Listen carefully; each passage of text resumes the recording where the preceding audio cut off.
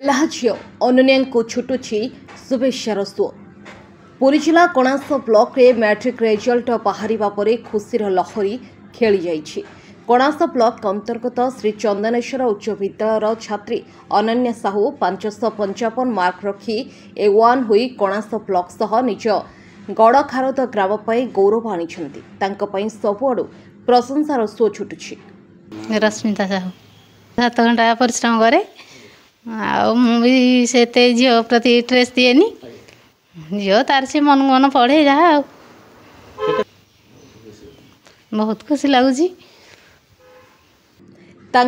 सबुआडु प्रशंसार suo छुटिबा सह शुभेच्छा जणाइछन्ति समस्ते। छात्री को निज विद्यालय पक्षर शुभेच्छा जणाइबा सह संवाद ग्रुप तरफ संबर्धना मध्य दिया जाइछि। अनन्या निज परिश्रम फल निज परिवार सह पूरा अंचल पई गौरव आनिथिबारु घर लोके बेस खुशी थिबा देखिबाकु मिलिछि। अनन्या साहू मो बाबा ना सुशांत कुमार साहू मो मामा ना रश्मिता साहू आम घर पुरी जिला कणास ब्लॉक गड़खारद ग्राम पंचायत रे माँ गाँ अटे। सफलतार श्रेय निश्चित भाव मो गुरुजी गुरुमा मो विद्यालय मो परिवार और भगवान को देवाक मु इच्छा प्रकाश करी। बाबा माँ का परिश्रम तो अतुलनीय विषय में कौन कहीपरि सहयोग मत सब बेले आग को जावाक उत्साहित कर सब मो जेजे छोट बेलू ही अनुप्राणित होई आसी। मो जेजे ही मत सब बेले आग को जावाक अधिक सहयोग करथिले। सरपंच गड़खारद महेश्वर सेठी खुशी लगिला जे आम चंदनेश्वर हाईस्कूल गड़खारद रु अनन्या साहू जे माँ का गाँ तांको बापा ना हूँ सुशांत साहू से छात्री 555 मार्क रखी कणास ब्लॉक A1 2 रे अछंती। खुशी लगिला मु सुनला पर संगे संगे आम हेडमास्टर को फोन करथिली जहा हो हेडमास्टर तांको डाकी स्कूल रे संबर्धना कार्यक्रम करथिले एवं आम अंचल पे एक गौरव दिन जेहेतु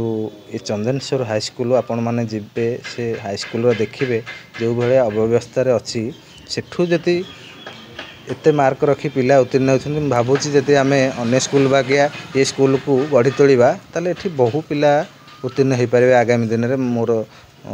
जहाँ अभिज्ञता एवं अनुमान अच्छी मुझे से स्कूल छात्र अच्छी सेठी आपण माने देखिए सेठी भल टॉयलेट नहीं मुझे जिते सरपंच होगी आई 2022 मसीह से स्कूल को जाइली